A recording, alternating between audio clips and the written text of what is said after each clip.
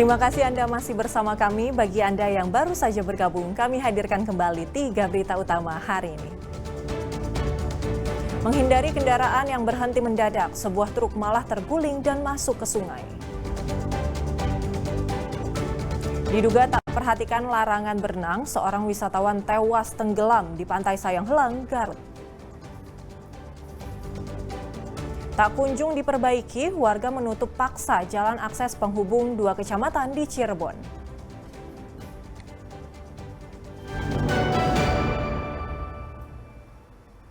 Sejumlah warga di 2 desa di Kabupaten Cirebon menutup paksa jalan akses penghubung 2 kecamatan dengan kayu dan pohon pisang. Mereka kesal karena kondisi jalan yang rusak berat dipenuhi lumpur dan kerap membuat pengendara tergelincir hingga terjatuh.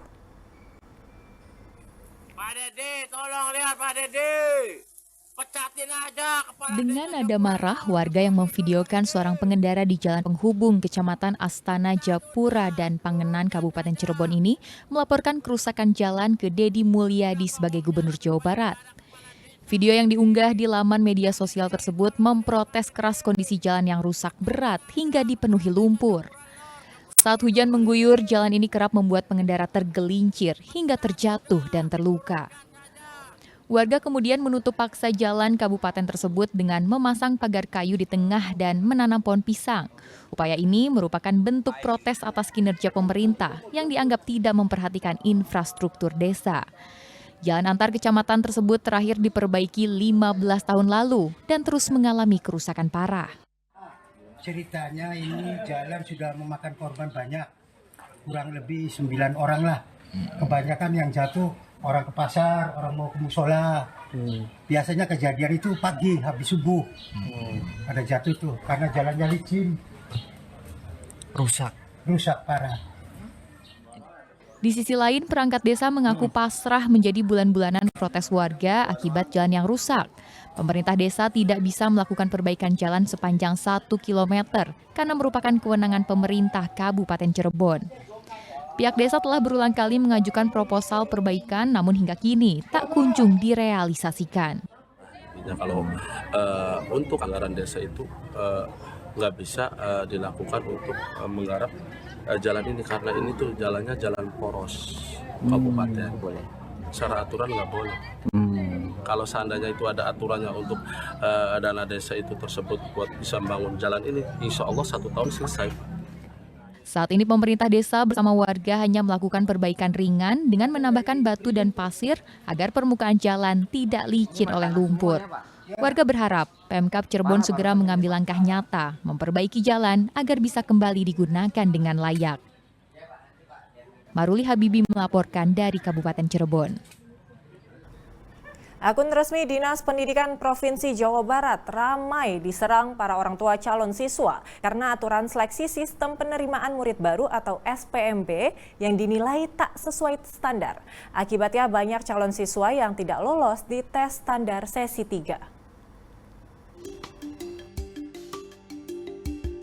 Potongan tangkapan layar akun media sosial Instagram resmi milik Dinas Pendidikan Jawa Barat menunjukkan 4.000 lebih komentar mengkritik prosedur sistem penerimaan murid baru atau SPMB yang dibuat oleh Dinas Pendidikan Provinsi Jawa Barat. Mulai dari permasalahan domisili, afirmasi, anak berkebutuhan khusus, hingga tes standar untuk masuk ke sekolah yang dituju.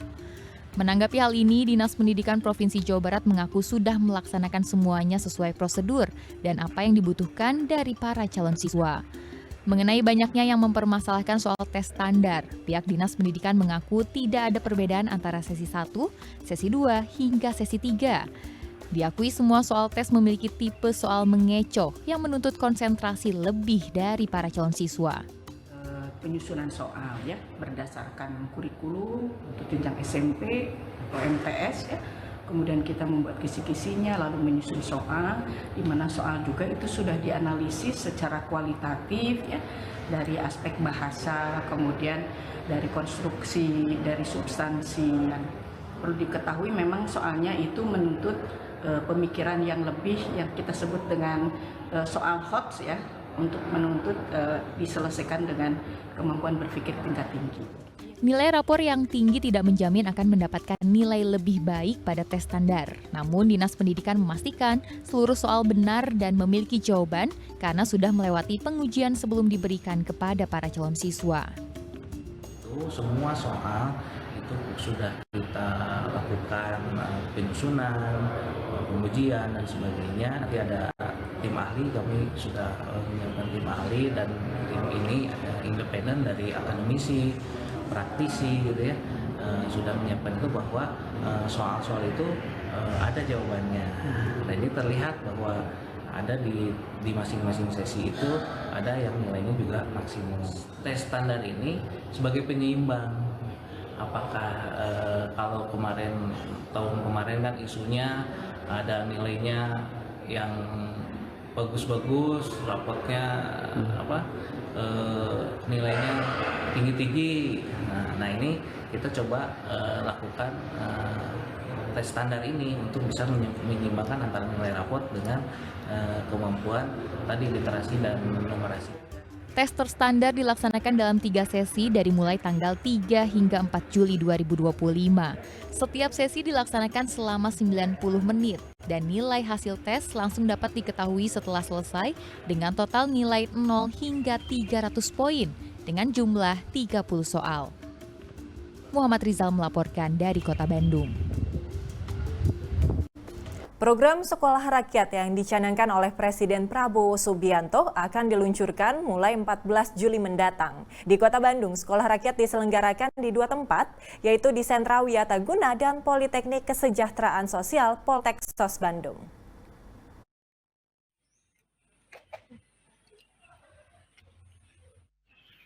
Diharapkan mencegah terjadinya putus sekolah bagi anak-anak dari kalangan keluarga kurang mampu, Presiden Prabowo Subianto rencanakan program Sekolah Rakyat yang akan diluncurkan mulai 14 Juli mendatang. Politeknik Kesejahteraan Sosial atau Poltekkes Bandung selaku bagian dari tim Satgas Pelaksana Sekolah Rakyat Kemensos RI mengklaim persiapan di tempatnya sejauh ini telah mencapai 95%. Penyiapan prasarana sekolah rakyat termasuk meliputi kesiapan ruang kelas dan asrama bagi murid sekolah rakyat. Ruangan kelas saat ini telah siap, meja dan kursi telah ditata, sedang untuk bangunan asrama, proses pengerjaannya hampir rampung. Di sekolah tersebut juga terdapat beberapa kamar yang diisi lengkap dengan ranjang hingga lemari. Untuk persiapannya tentunya kalau beberapa waktu yang lalu di media sudah menyatakan 93,67%. Saat ini tentunya kita sudah progresnya sudah ada di 95% khusus untuk di Poltekkes Bandung. Nah ketika masuk nanti tanggal 14 siswa itu akan diperiksa atau akan dilakukan tes kesehatan yang bekerja sama tentunya dengan Kementerian Kesehatan. Sekolah rakyat di Poltekkes Bandung diperuntukkan untuk jenjang SMA. Ada sebanyak 100 orang yang terdaftar sebagai bakal calon siswa dengan 4 rombongan belajar. Jumlah guru yang mengajar terdapat 17 orang termasuk kepala sekolah. Guru-guru tersebut telah dipersiapkan sesuai mata pelajaran yang menjadi bidang mereka. Pemetaan bakat akan dilakukan pada masa orientasi. Tanggal 14 Juli 2025, para siswa akan lebih dulu menjalani pemeriksaan kesehatan. Langkah tersebut dilakukan bekerjasama dengan Kementerian Kesehatan. Muhammad Rizal melaporkan dari Kota Bandung. Yang satu, itu kelas yang kedua.